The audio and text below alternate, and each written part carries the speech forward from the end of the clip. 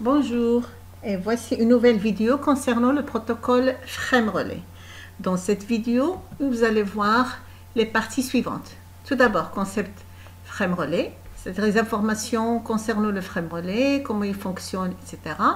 Les différentes topologies de Frame Relay, il y en a pas mal de topologies, le mappage d'adresse, et enfin, la configuration de Frame Relay. Il y en a normalement trois types de configuration. Il y a le mappage statique, le mappage dynamique et le mappage point à point. Mais dans cette vidéo, je vais directement expliquer on va configurer plutôt là le mappage statique. Concept de base de Frame Relay. Tout d'abord, Frame Relay est un service WAN à commutation de paquets orienté connexion. C'est-à-dire que les deux parties, c'est-à-dire la source et la destination, soient connectées pour que le Frame Relay puisse, c'est-à-dire fonctionner. Frame Relay permet un transport et un traitement efficace en volume et en vitesse en réunissant les fonctions des couches liaison de données et réseau en un seul protocole simple, parce que le protocole Frame Relay, il fonctionne au niveau de la couche 2 liaison, c'est-à-dire voilà la couche liaison de données, la couche numéro 2 du modèle OSI. Les trames sont transmises entre un ETTD et un ETCD. C'est quoi un ETTD? C'est comme ici par exemple, c'est comme des routeurs par exemple, ce sont des ETTD, c'est-à-dire un équipement terminal de traitement de données comme les routeurs et des ETCD comme des équipements de terminaison de communication de données, comme par exemple les modems, comme les Frame Relay.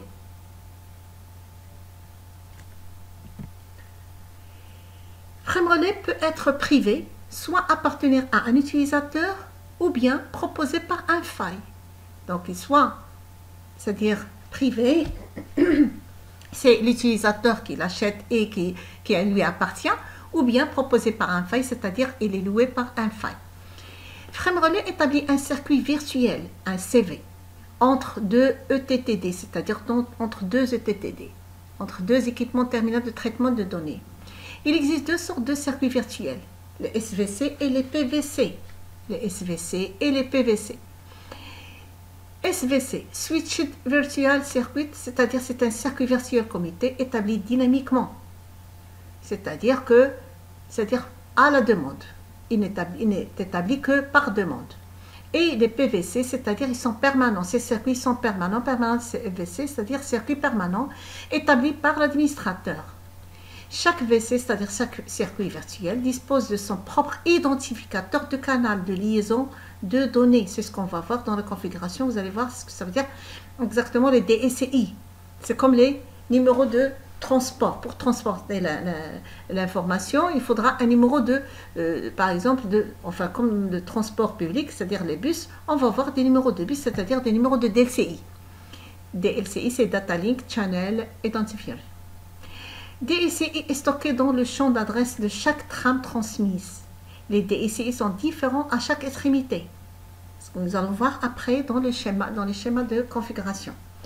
Frame Relay reçoit un paquet de protocoles de couche réseau, parce que normalement, je reprends que Frame Relay, il fonctionne au niveau de la couche 2, liaison 2, c'est-à-dire la couche liaison de données.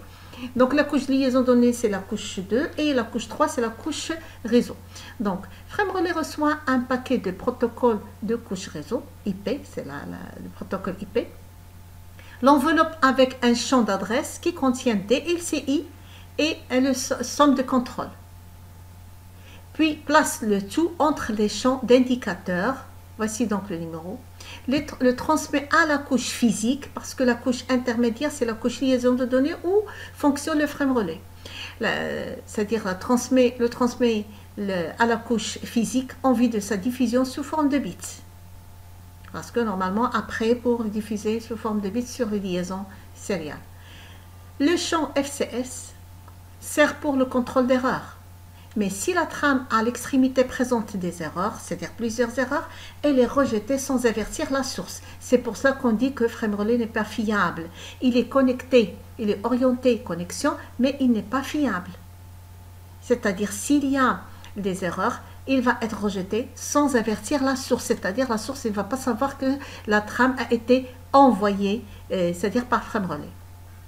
La vitesse de la ligne peut aller de 64 kilobits seconde jusqu'à, c'est-à-dire par seconde plutôt, jusqu'à 45 mégabits par seconde. Les différentes topologies frame relais. Il y a topologie en étoile, hub and spoke. Voici donc le schéma. C'est comme un hub central. Un hub central. Et les autres, ils sont connectés vers ce hub central qui est bien sûr un routeur plutôt, c'est-à-dire la topologie en étoile. Avec bien sûr, avec le frame relais. Deuxième topologie, c'est la topologie en étoile frame relais. Voici donc les commutateurs frame relais ici à l'intérieur du nuage et tous les autres routeurs, c'est-à-dire tous les autres sites, ils sont reliés par l'intermédiaire de ces commutateurs frame relais. Voilà. Mais bien sûr, ici, il y a des liaisons, les liaisons sériales et les sous-interfaces qui sont reliées, chaque sous-interface avec un site distant. Par exemple, ici, Chicago, c'est la centrale, disons, elle va être reliée directement par New York, par cette liaison, par ce fil vert, par exemple, vert clair. Vers, par exemple, Mexico City, c'est par un autre couleur et ainsi de suite. C'est-à-dire par liaison, c'est-à-dire par des sous-interfaces. Topologie à maillage global. À maillage global, c'est-à-dire chaque site doit être relié à tous les autres sites par une liaison. Une liaison pour chaque autre site, pour chaque destination. Par exemple, ici, par exemple, ce routeur, il doit être, pour qu'il puisse être relié à tous les autres, il doit, regardez, ici nous avons, par exemple, ici nous avons 4 autres routeurs, 4 destinations, il doit avoir 4 liaisons. La même chose pour les autres, 4 liaisons et ainsi de suite. Voici le calcul qu'il faut faire pour calculer le nombre de liaisons possibles. Supposons que nous avons 5 nœuds, c'est-à-dire ici, nous avons 1, 2, 3, 4 et 5.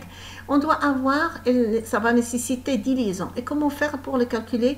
En mettant n, facteur de n moins 1, le tout sur 2, c'est-à-dire 5 nœuds, facteur de 5 moins 1, le tout sur 2, et on aura 5 multiplié par 4, et le tout sur 2 qui est 20 sur, qui est bien sûr 20 sur 2, ça fait 10.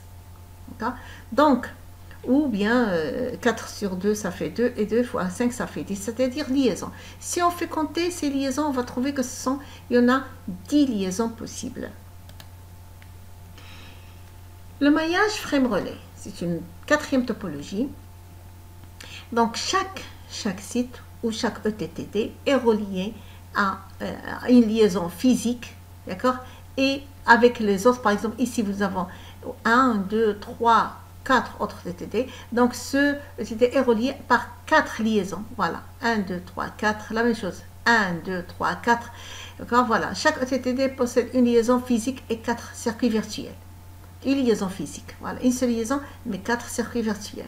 Chaque liaison physique est limitée à 1000 circuits virtuels. C'est-à-dire, on peut avoir ici déjà, c'est-à-dire chaque liaison physique avec 1000 liaisons, c'est-à-dire comme des circuits, c'est-à-dire des circuits virtuels. 1000 circuits virtuels. On est passé maintenant à la 3e partie qui est le mappage d'adresse. Avant qu'un routeur Cisco puisse transmettre des données via frame relais, il doit connaître les DLCI locaux mappés sur les adresses de couche 3 de la destination, c'est-à-dire la destination distante, c'est-à-dire vers laquelle il va envoyer les informations. Ce mappage entre adresse et DLCI, entre adresse IP et DLCI, peut être réalisé de manière statique ou dynamique, C'est-à-dire, on va faire le mappage statique ou bien le mappage dynamique. Le mappage statique utilise, je reprends, le mappage statique utilise les interfaces physiques. Par contre, le mappage dynamique utilise les interfaces virtuelles, c'est-à-dire les sous-interfaces en utilisant le protocole RARP, c'est-à-dire inverse ARP. C'est ce que je vais expliquer tout de suite après ce schéma. Donc, le mappage statique frame relais. Voici donc, vous pouvez remarquer ici qu'il y a, par exemple, 3 routeurs, d'accord, avec circuit frame relais, Et ici, nous avons des numéros de DLCI. Par exemple, R1, pour qu'il puisse se connecter avec R2, il y a 2 numéros de DLCI. Donc, pour envoyer l'information vers cette adresse, on doit utiliser, par exemple, le numéro de DLCI 102. C'est comme nous avons les moyens de transport. C'est-à-dire, le bus numéro 102, il va emporter l'information vers l'adresse 10.1.1.2. Par contre, le numéro de DLCI 201, c'est-à-dire le bus numéro 201, il va transformer l'information de ce routeur vers l'adresse 10.1.1.1. De même, de l'autre côté, DLCI 203, c'est 2, 3. C'est pour ça qu'on les nomme comme si c'est le numéro ainsi, pour qu'il n'y ait pas, c'est-à-dire pour qu'il n'y ait pas de confusion. Donc 203, c'est de R2 jusqu'à R3. Et de 302, c'est de R3 vers R2. C'est la même chose. Pour envoyer l'information de routeur R2 vers R3, on va utiliser le DLCI numéro 203. C'est-à-dire de routeur R2 vers cette adresse, c'est-à-dire ici vers l'adresse 10.1.1.3. De même, c'est-à-dire on utilise le DLCI 302 pour transporter l'information de R3 vers l'adresse 10.1.1.2. Et la même chose ici, c'est-à-dire de R1 vers R3, donc 1, c'est-à-dire 1 vers 3, c'est-à-dire 103. Et de 3 vers 1, c'est 301. C'est quoi RARP? ARP inverse. Un des outils principaux de Frame Relay est le protocole ARP inverse. Adresse origine protocole. C'est inverse adresse résolution protocole. Alors que le protocole ARP, c'est adresse résolution protocole, c'est un protocole de résolution d'adresse.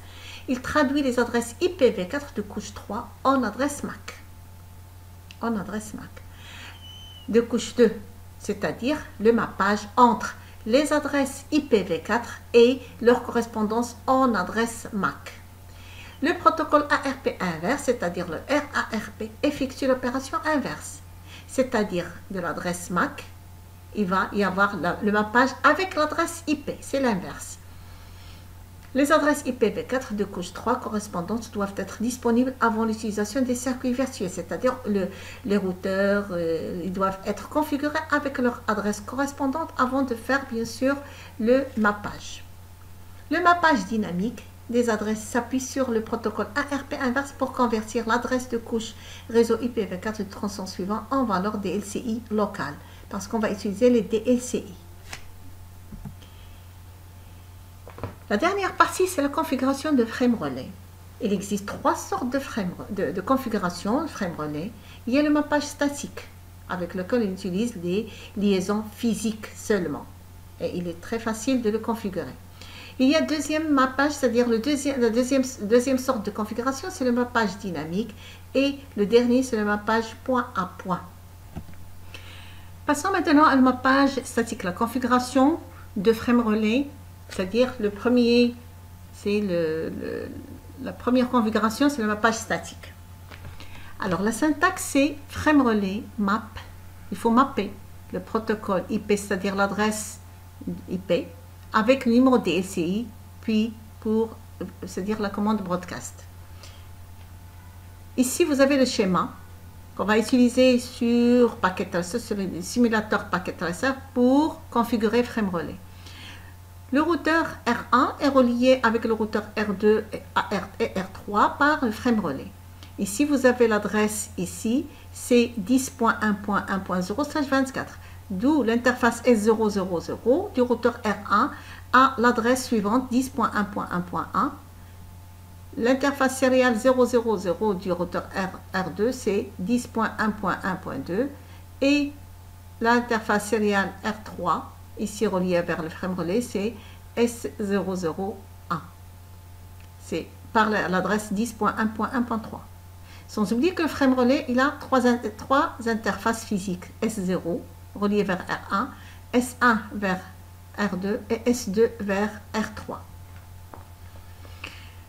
Alors, pour la configuration, on va aller tout d'abord, on va configurer deux choses, mais sans oublier que les routeurs, ils doivent déjà, leurs interfaces doivent déjà être configurés par leur adresse correspondante, leur adresse IP correspondante, c'est-à-dire G00 avec cette adresse, avec 192.168.1.1 et l'interface alias 000 par 10.1.1.1 et ainsi de suite pour les autres. Passons maintenant à la configuration du protocole frame relais. Et avant de passer c'est-à-dire ici au frame relais, on va tout d'abord configurer le routeur, c'est-à-dire la configuration ou l'activation du protocole frame relais. On va passer à l'interface serial 000 du routeur R1.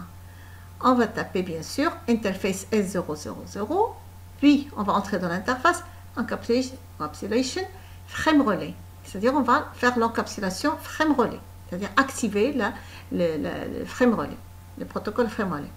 Puis frame relais map, c'est la commande celle-là, frame relais map IP, le protocole IP. Son adresse, l'adresse IP 10.1.1.2, quelle adresse? C'est l'adresse de destination. L'adresse de destination, ici vers R2, pour aller vers R2, pour transporter l'information vers R2. Avec quel numéro de transport? Avec le numéro de transport DSCI 102. C'est comme un bus qui va transporter l'information vers cette adresse. Quel est le numéro de bus? C'est DSCI 102. C'est 102. Donc, je reprends pour transporter l'information de R1 par l'intermédiaire du protocole frame relais vers R2. Il va passer par le bus 102 vers cette adresse. Pour la faire transporter vers cette adresse, l'adresse de destination vers S001 du routeur R3, il faudra prendre le bus numéro 103, c'est-à-dire numéro, il faut mapper cette adresse avec le numéro DSCI 103. Voilà. Frame relais map IP 10.1.1.3, celle-là, cette adresse destination, avec le numéro de DLCI 103 et broadcast. Il ne faut pas oublier le broadcast. Puis il faudra, normalement vous pouvez quitter, comme vous pouvez, il faudra désactiver l'inverse ARP. Donc en s'introduisant toujours ou en restant toujours sur l'interface serial 000 et puis no frame relais inverse ARP. No frame relais inverse ARP. Une fois que vous aurez terminé la configuration des trois routeurs de la même manière, c'est-à-dire pour R2, il faudra prendre le bus 203 pour aller à l'adresse 10.1.1.3 et pour aller vers l'adresse 10.1.1.1, il faudra mapper ce numéro de DLCI avec cette adresse, ce numéro de DLCI avec cette adresse. Pour R3, il faudra mapper ce numéro de DLCI avec cette adresse et ce numéro de DLCI 302 avec cette adresse. Et voilà, ce sera terminé pour les trois routeurs. Ce qui concerne, il faudra utiliser c'est-à-dire le routage dynamique sur les trois routeurs avec le protocole OSPF. Il faudra le broadcaster. Donc, pour R1, router OSPF 1, il faudra, donc c'est comme d'habitude, router OSPF, le numéro, d'accord, le numéro OSPF, donc 1, network, donc on est entré dans le numéro de router, d'accord, c'est l'ID de l'OSPF, ici router, network 10.1.1.0, c'est-à-dire les réseaux qui sont directement connectés, il y en a deux, voilà, pour R1 il y en a deux, il y a 192.168.1.0 /24, c'est-à-dire 24, c'est avec l'adresse du masque générique, c'est 0.0.0.255. La même chose ici, parce que c'est /24. L'adresse ici, c'est 10.1.1.0. Donc, voilà. Network 10.1.1.0, 0.0.255, area 0. La même chose pour le sous-réseau qui est directement connecté à l'interface G00, c'est 192.168.1.0, espace 0.0.0.255, area 0. Exit pour quitter le routage OSPF. Et puis ici, interface S000 pour broadcaster c'est-à-dire le routage dynamique. IP OSPF Network Broadcast. Et existe sur l'interface. Voilà. Il faut faire la même chose sur les trois routeurs. Sans oublier de les mettre sur les trois routeurs. Et on va passer maintenant à la configuration directement sur le simulateur paquet tracer de tout ce que nous avons vu maintenant sur la partie théorique. Voici donc le schéma ici sur le simulateur qu'on va bien sûr configurer. Comme j'ai dit que les routeurs, c'est-à-dire les interfaces des routeurs doivent être déjà configurées. Vous pouvez le remarquer ici. L'adresse gigabit 00 est configurée par l'adresse IP 192.168.1.1 et l'interface serial 000 est configurée par l'adresse 10.1.1.1. La même chose ici. 192.168.2.1 pour le gigabit 00 et pour l'interface serial 000 c'est 10.1.1.2. Voilà, 10.1.1.2. Ici c'est 10.1.1.1 et ici c'est 10.1.1.3 pour l'adresse c'est-à-dire l'interface serial 001.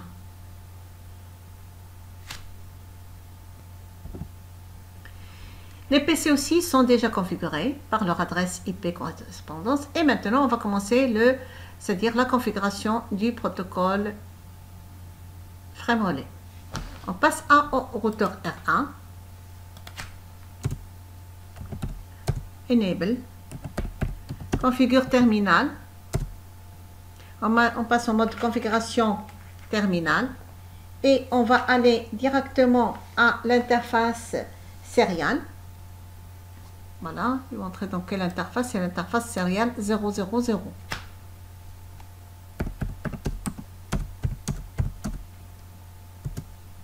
On va taper bien sûr encapsulation frame relais.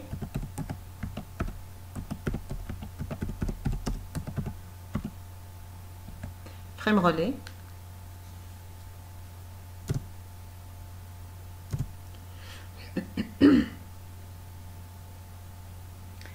Frame relais map.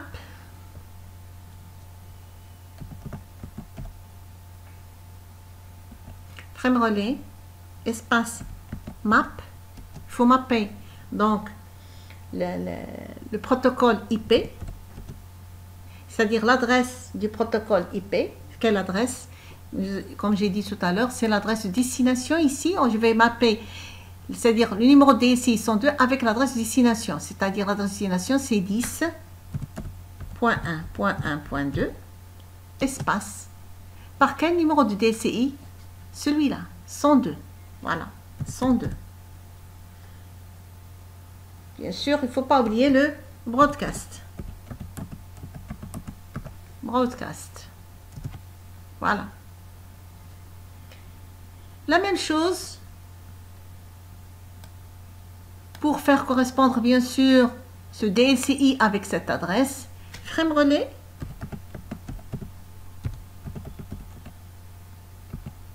Map. IP.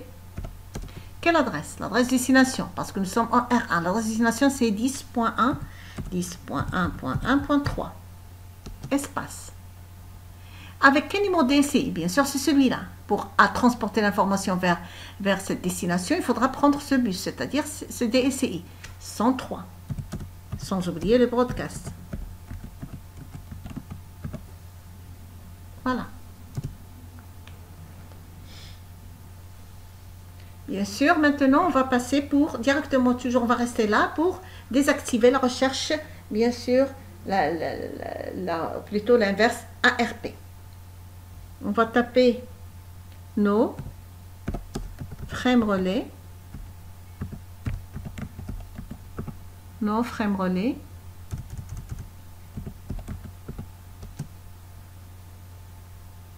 inverse ARP, no frame relais, inverse ARP, pour désactiver l'inverse ARP. Voilà ce qui se passe pour R1. Et maintenant, il faudra passer au routage dynamique. La même chose, il faudra refaire tout ça avec pour les autres routeurs, c'est-à-dire sur R2 et R3. Et bien sûr, après, il faudra bien sûr configurer le protocole de routage dynamique, l'OSPF. je vais passer directement, je vais laisser ici et je vais passer, bon, je tape exit pour quitter l'interface et je passe maintenant au routeur R2 pour faire la même chose. Série, enable, conf d, interface, quelle interface? S000. S0/0/0 et on va taper la même chose que tout à l'heure. On va, bien sûr, il faut activer le frame relais. Encapsulation, frame relais, sélection frame relais, voilà, et maintenant frame relais map,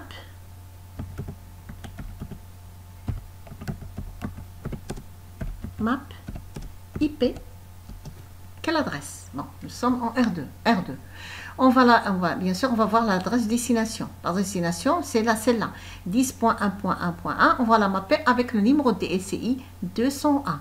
Donc, 10.1.1.1, espace, avec 201. Et bien sûr, broadcast.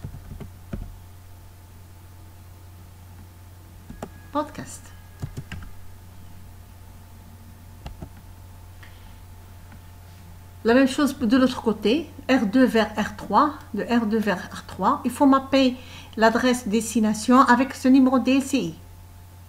Donc, frame relais, map, IP. L'adresse destination, c'est 10.1.1.3, espace. Numéro DSCI, c'est 203. Espace broadcast.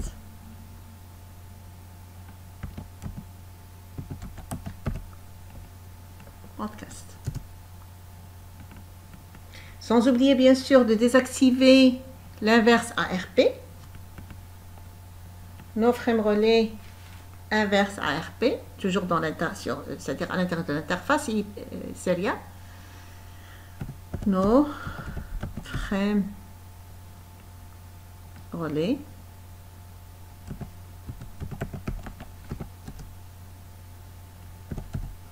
inverse ARP. Voilà. Donc terminé pour R2 pour l'activation du frame relais et le mappage statique. Chaque interface est mappée statiquement c'est-à-dire chaque DSI est mappé directement avec l'adresse de destination du routeur correspondant. Voilà, exit. On va passer à R3 pour faire la même chose.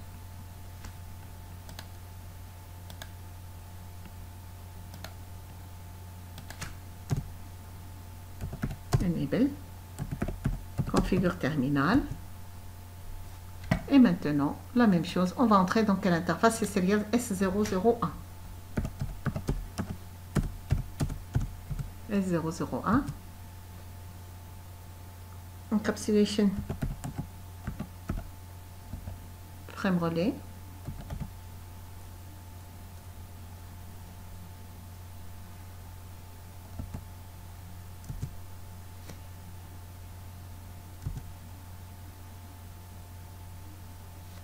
Puis après, frame relais, map, IP. Nous sommes en R3. Et on va mapper, bien sûr, le numéro DSI 302 avec cette adresse et le numéro DSI 301 avec cette adresse. Donc, commençons par celle-là, map IP, l'adresse de destination c'est 10.1.1.1, espace, avec le numéro DSI 301. Broadcast. Voilà. La même chose, frame relais.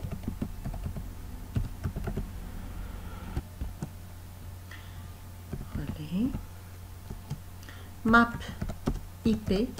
L'adresse maintenant, destination vers R2, c'est 10.1.1.2. 10.1.1.2. Avec quel numéro DSI? C'est 302. 302. broadcast. Voilà, broadcast. Il faut désactiver l'inverse ARP. No frame relais inverse ARP. Terminé pour cette partie.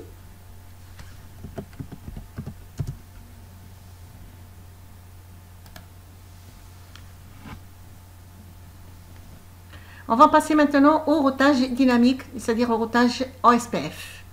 En configurant pour configurer le protocole OSPF. Je suis repassé au routeur R1 et on va aller à routage dynamique, c'est-à-dire en utilisant le protocole OSPF. Routeur OSPF dans notre configuration globale. Routeur OSPF, numéro de l'ID du routeur, protocole OSPF. Donc ici, c'est network,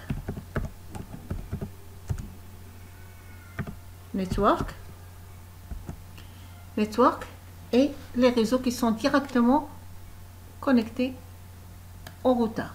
Il y a celui-là, 192.168.1.0.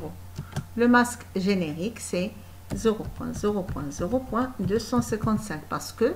Pourquoi? Parce que normalement, c'est /24. C'est /24 ici. Et il faudra pas oublier, bien sûr, area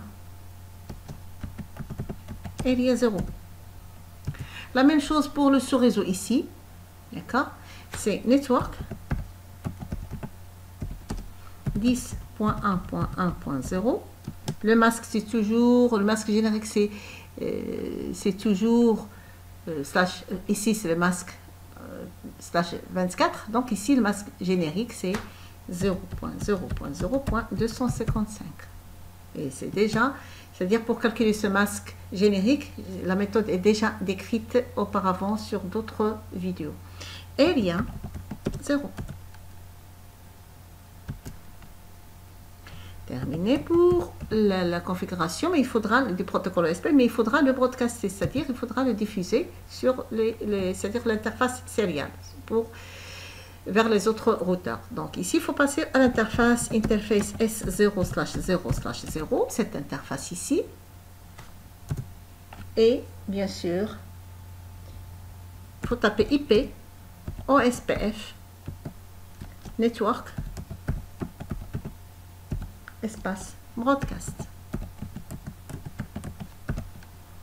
IP, OSPF, network, broadcast. Terminé pour ce routeur numéro 1, on va passer au routeur R2. Ici, exit. Pour quitter c'est-à-dire l'interface. Et maintenant, il faut passer au routeur R2. La même chose.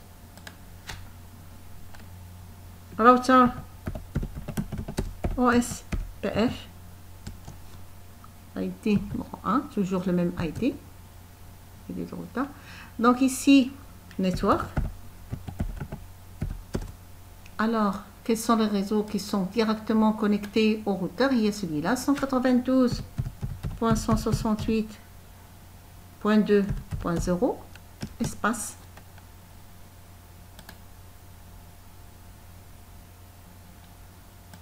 Pardon, c'est un routeur R2. Espace. Le masque générique, 0.0.0.255, area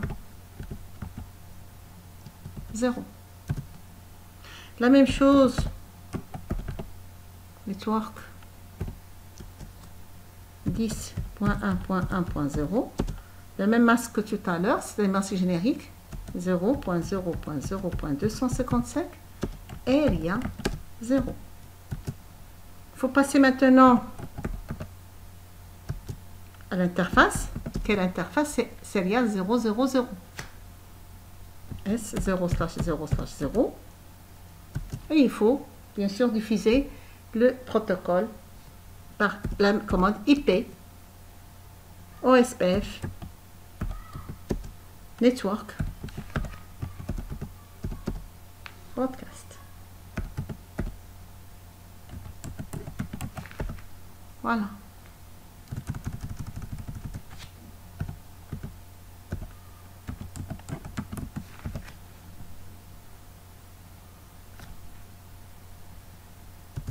Voilà.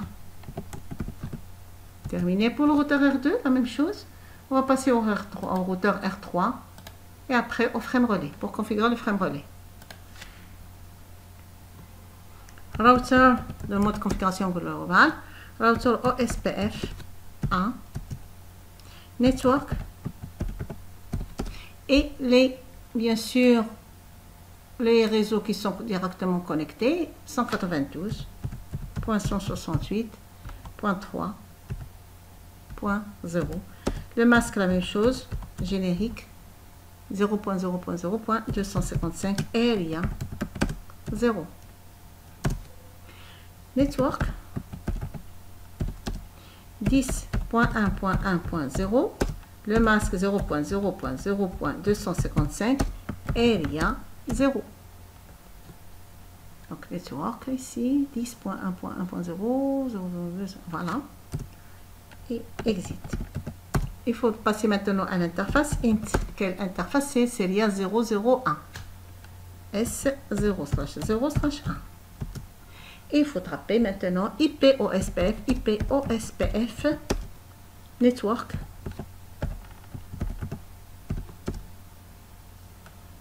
broadcast. Voilà. Donc je répète que j'ai terminé maintenant pour les 3 routeurs, la configuration des 3 routeurs. C'est terminé, mais il faut passer maintenant au frame relais, à frame relais. Ok. Donc frame relais, je clique. Ici c'est autre chose, c'est la même chose, c'est pas la même chose que les routeurs, c'est pas la même configuration avec ligne de commande, etc. Mais là on va passer directement pour configurer les interfaces sérielles, puis frame relais, connexion frame relais. Donc l'interface sérielle, Serial 0. Ici, Serial 0. Qu'est-ce qu'elle permet de connecter? Bien sûr, R1 avec R2 et R1 avec R3. Ici, R1 avec R2, d'accord, et R1 avec R3. Donc, ici, je dois taper numéro DCI, c'est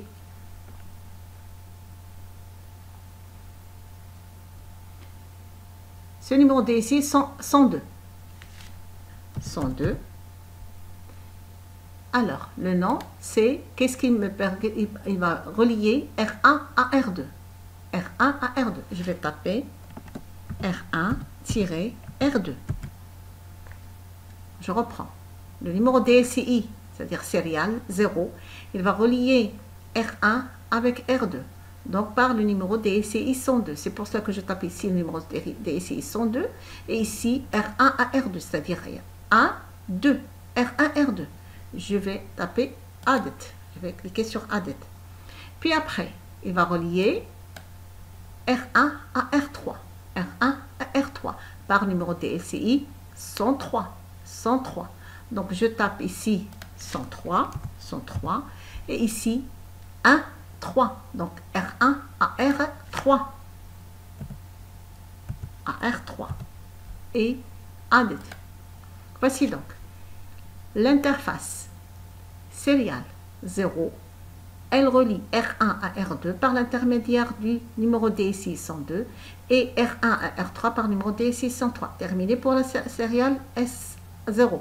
Je passe à RS1. S1, c'est celle-là. Voici S1. Qu'est-ce qu'elle va relier? Elle va relier R2 à R3 et R2 à R1. Donc, S1, je vais taper quel numéro DSI. Ici, c'est 201 pour relier R2 à R1. Donc, 201, 201, et je vais taper 2, 1, c'est-à-dire R2-R1.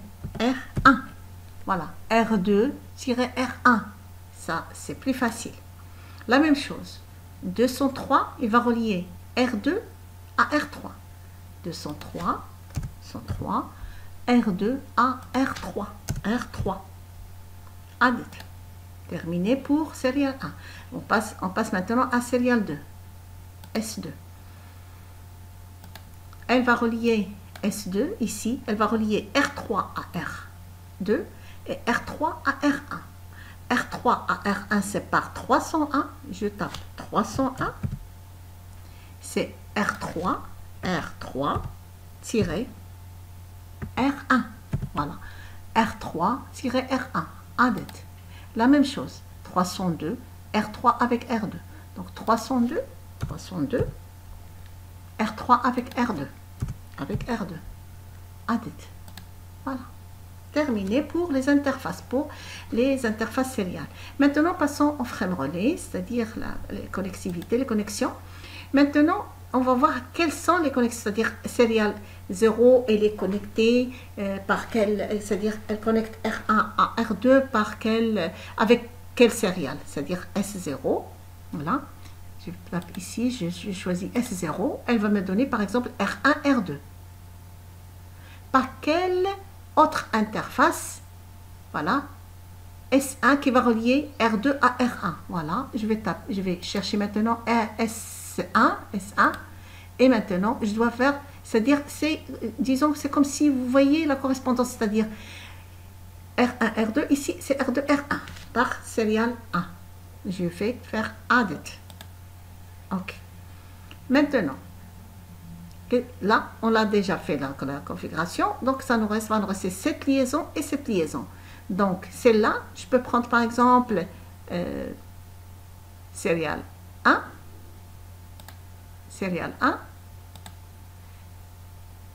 on l'a déjà utilisé avec R2, R3, mais je vais chercher maintenant serial 1, c'est R2 avec R3, R2 avec R3, R2 avec R3. Ici, je dois chercher R3 avec R2. R3 avec R2, c'est avec quel serial? R3 avec R2, c'est avec serial 2. Avec serial 2. Serial 2. Voilà. R3 avec R2. Je dois faire l'inverse. R2, R3, R3, R2. Ajouter. Il ne faut pas... C'est-à-dire il ne faut pas se tromper sur cette configuration. Sinon, c'est-à-dire que le schéma ne va pas fonctionner. C'est-à-dire le routage ne va pas fonctionner. Ça va nous rester encore celle-là. C'est S2. Je peux directement chercher S2. S2. Je peux même faire S0 deux fois, S1 deux fois, etc. Bon. S2. Qu'est-ce qu'il me relie? Bien sûr, R3 avec R1. R3 avec R1. S2, oui. S2, R3 avec R1. Voilà. Et ici, avec R2, avec R3, R1 avec 3. Donc ça va nous rester encore R1 avec R3. Voilà. Et maintenant, il faudra chercher ici quelle correspondance, quel serial qui va nous relier R1 avec R3. R1 avec R3. C'est avec S0. Je dois chercher S0. S0, R1, R3. R1, R3. Voilà. Regardez. 3, 1, 1, 3. Donc, cette interface avec celle-là, la correspondance entre les deux routeurs par le numéro DSI. Donc, je vais faire added. Remarquez ici. R1, R2 avec R2, R1. R2, R3 avec R3, R2. Et R3, R1 avec R1, R3. Voilà, ce sont les interfaces. Vous pouvez utiliser S0 ici, S0 ici, parce que S0 est utilisé avec R2, R1 et aussi entre R1 et R3. C'est la même chose. Voilà. Terminé maintenant pour la configuration. C'est-à-dire le frame relais est déjà relié, le commutateur frame relais est déjà configuré. Toute la configuration est introduite. Et ça nous reste encore. Qu'est-ce qui va nous rester? C'est de tester la connectivité entre les différentes parties de ce schéma, de cette topologie. Donc, on va passer maintenant à le test. Voilà. Par exemple, ici. C'est que ça fait.